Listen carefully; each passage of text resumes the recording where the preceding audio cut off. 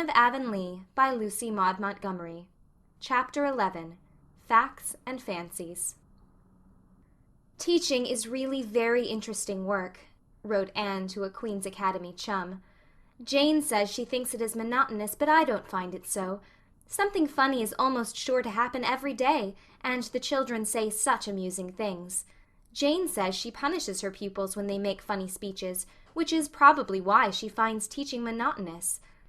This afternoon, little Jimmy Andrews was trying to spell speckled and couldn't manage it. "Well," he said finally. "I can't spell it, but I know what it means." "What?" I asked. "St. Clair Donnell's face, miss." St. Clair is certainly very much freckled, although I try to prevent the others from commenting on it, for I was freckled once, and well do I remember it.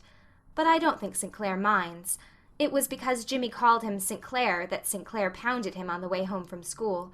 I heard of the pounding, but not officially, so I don't think I'll take any notice of it. Yesterday I was trying to teach Lottie Wright to do addition. I said, if you had 3 candies in one hand and 2 in the other, how many would you have altogether? "A mouthful," said Lottie. And in the nature study class, when I asked them to give me a good reason why toads shouldn't be killed, Benjy Sloane gravely answered, "Because it would rain the next day." It's so hard not to laugh, Stella. I have to save up all my amusement until I get home, and Marilla says it makes her nervous to hear wild shrieks of mirth proceeding from the east gable without any apparent cause. She says a man in Grafton went insane once, and that was how it began. Did you know that Thomas à Becket was canonized as a snake? Rose Bell says he was. Also that William Tyndale wrote the New Testament. Claude White says a glacier is a man who puts in window frames. I think the most difficult thing in teaching, as well as the most interesting, is to get the children to tell you their real thoughts about things. One stormy day last week I gathered them around me at dinner hour and tried to get them to talk to me just as if I were one of themselves. I asked them to tell me the things they most wanted. Some of the answers were commonplace enough, dolls, ponies, and skates. Others were decidedly original. Hester Bolter wanted to wear her Sunday dress every day and eat in the sitting room. Hannah Bell wanted to be good without having to take any trouble about it. Marjorie White, aged 10, wanted to be a widow. Questioned why, she gravely said that if you weren't married, people called you an old maid, and if you were, your husband bossed you, but if you were a widow, there'd be no danger of either. The most remarkable wish was Sally Bell's. She wanted a honeymoon. I asked her if she knew what it was, and she said she thought it was an extra nice kind of bicycle, because her cousin in Montreal went on a honeymoon when he was married, and he had always had the very latest in bicycles. Another day I asked them all to tell me the naughtiest thing they had ever done. I couldn't get the older ones to do so, but the 3rd class answered quite freely. Eliza Bell had set fire to her aunt's carded rolls. Asked if she meant to do it, she said, not altogether. She just tried a little end to see how it would burn, and the whole bundle blazed up in a jiffy. Emerson Gillis had spent 10 cents for candy when he should have put it in his missionary box. Annetta Bell's worst crime was eating some blueberries that grew in the graveyard. Willie White had slid down the sheep-house roof a lot of times with his Sunday trousers on. "But I was punished for it because I had to wear patched pants to Sunday school all summer. And when you're punished for a thing, you don't have to repent of it," declared Willie. I wish you could see some of their compositions. So much do I wish it that I'll send you copies of some written recently.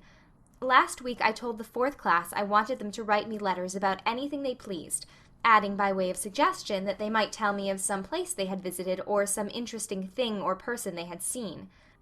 They were to write the letters on real notepaper, seal them in an envelope, and address them to me, all without any assistance from other people.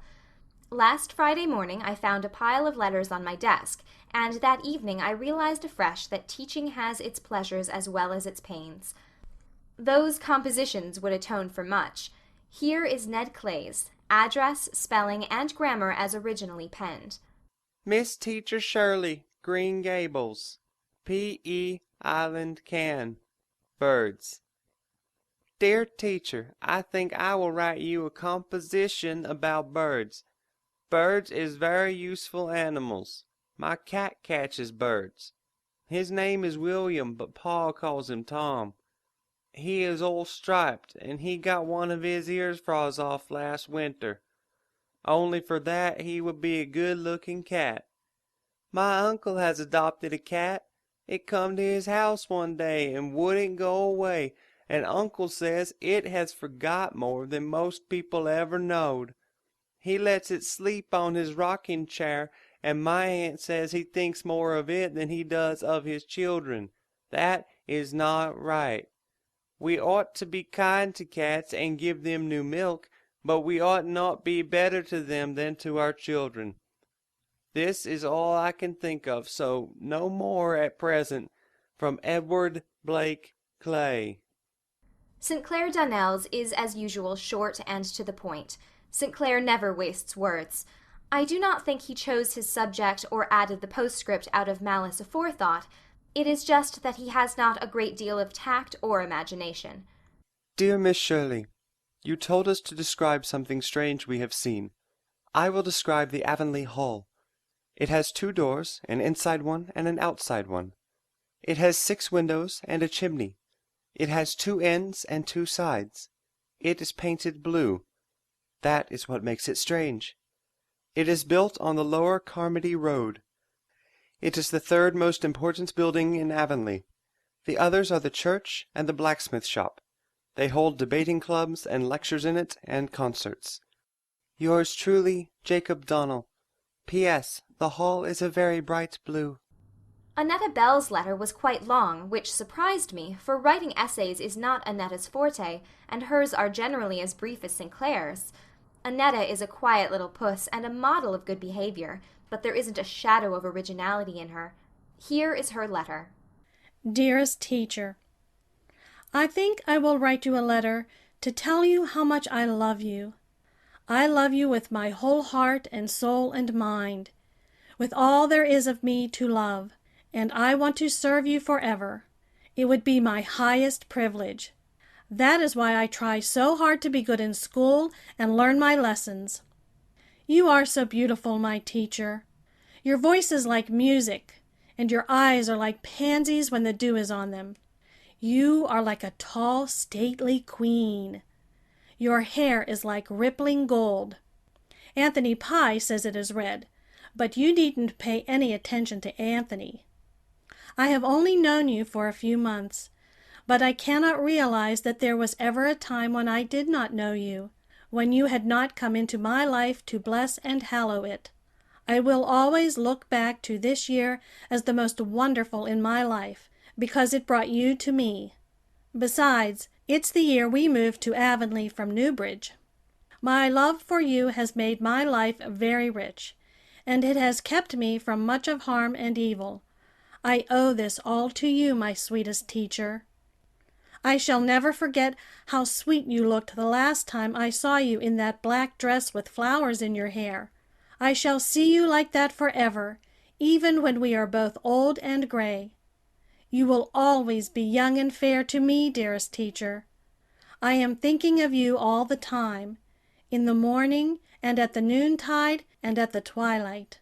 I love you when you laugh and when you sigh, even when you look disdainful. I never saw you look cross, though Anthony Pye says you always look so, but I don't wonder you look cross at him, for he deserves it. I love you in every dress. You seem more adorable in each new dress than the last. Dearest teacher, good night. The sun has set, and the stars are shining, stars that are as bright and beautiful as your eyes. I kiss your hands and face, my sweet. May God watch over you and protect you from all harm. Your affectionate pupil, Annetta Bell. This extraordinary letter puzzled me not a little.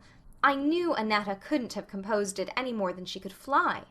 When I went to school the next day, I took her for a walk down to the brook at recess and asked her to tell me the truth about the letter. Annetta cried and fessed up freely.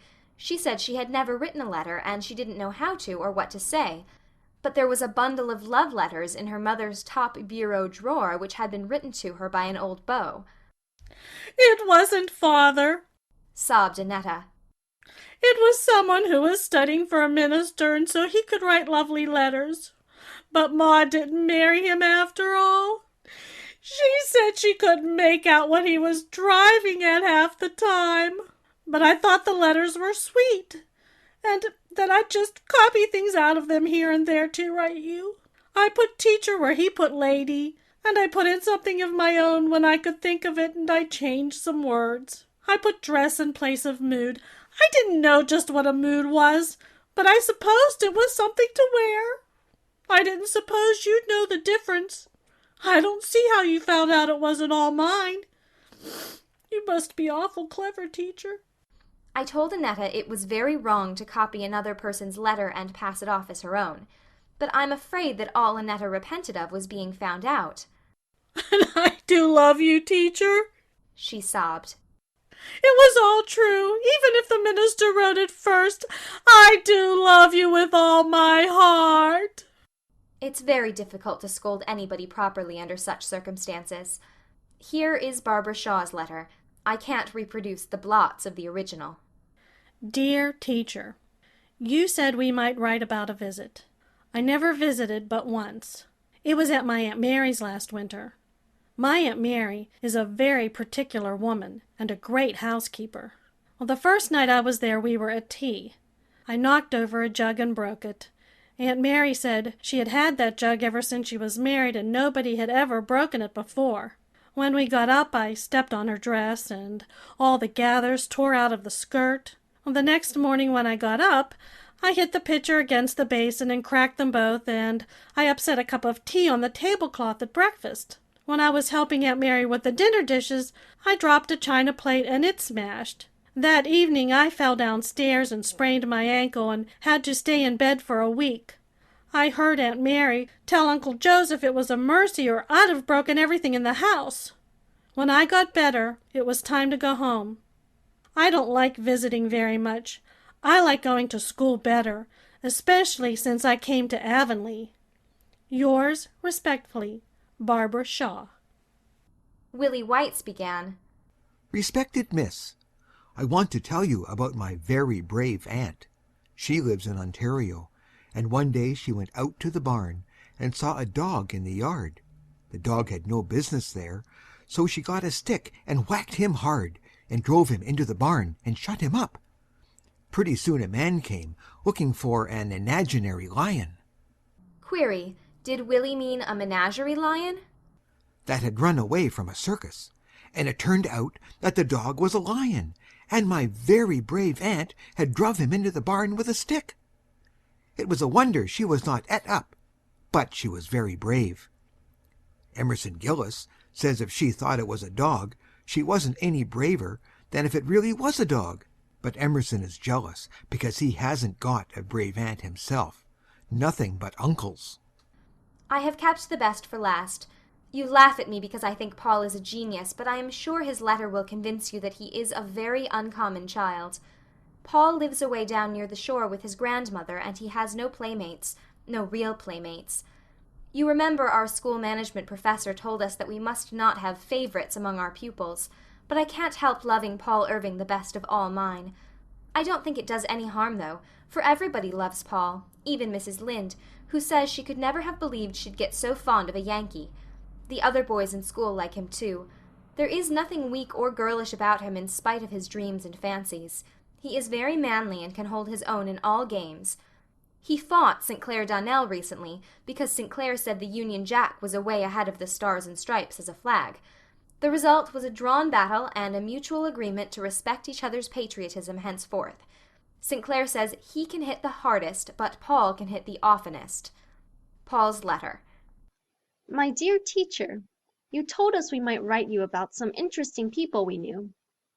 I think the most interesting people I know are my rock people, and I mean to tell you about them. I have never told anybody about them except Grandma and Father, but I would like to have you know about them, because you understand things.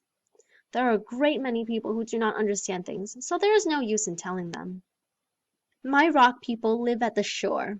I used to visit them almost every evening before the winter came.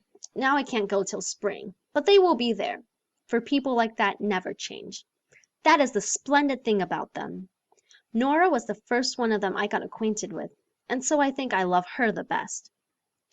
She lives in Andrew's Cove, and she has black hair and black eyes, and she knows all about the mermaids and the water kelpies. You ought to hear the stories she can tell. Then there are the twin sailors. They don't live anywhere. They sail all the time, but they often come ashore to talk to me. They are a pair of jolly tars, and they have seen everything in the world, and more than what is in the world. Do you know what happened to the youngest twin sailor once? He was sailing, and he sailed right into a moonglade. A moonglade is the track the full moon makes on the water when it is rising from the sea, you know, teacher. Well, the youngest twin sailor sailed along the moonglade till he came right up to the moon, and there was a little golden door in the moon, and he opened it and sailed right through.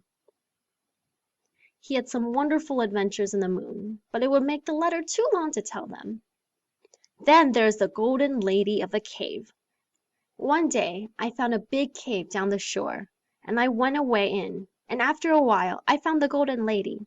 She has golden hair right down to her feet, and her dress is all glittering and glistening like gold that is alive. And she has a golden harp, and plays on it all day long. You can hear the music any time along shore if you listen closely, but most people would think it was only the wind among the rocks. I've never told Nora about the golden lady. I was afraid it might hurt her feelings. It even hurt her feelings if I talked too long with the twin sailors. I always met the twin sailors at the Striped Rocks. The youngest twin sailor is very good-tempered, but the oldest twin sailor can look dreadfully fierce at times. I have my suspicions about that oldest twin. I believe he'd be a pirate if he dared. There's really something very mysterious about him. He swore once, and I told him if he ever did it again, he needn't come ashore to talk to me, because I'd promised grandmother I'd never associate with anyone that swore. He was pretty well scared, I can tell you, and he said if I would forgive him, he would take me to the sunset. So the next evening, when I was sitting on the Striped Rocks, the oldest twin came sailing over the sea in an enchanted boat, and I got in her. The boat was all pearly and rainbowy like the inside of the mussel shells, and her sail was like moonshine. Well, we sailed right across to the sunset. Think of that, teacher. I have been in the sunset. And what do you suppose it is? The sunset is a land all flowers. We sailed into a great garden, and the clouds are beds of flowers. We sailed into a great harbor, all the color of gold. And I stepped right out of the boat on a big meadow all covered with buttercups as big as roses. I stayed there for ever so long. It seemed nearly a year, but the oldest twin says it was only a few minutes. You see, in the sunset land, the time is ever so much longer than it is here. Your loving pupil, Paul Irving. P.S. Of course, this letter isn't really true, teacher. P.I. End of chapter 11.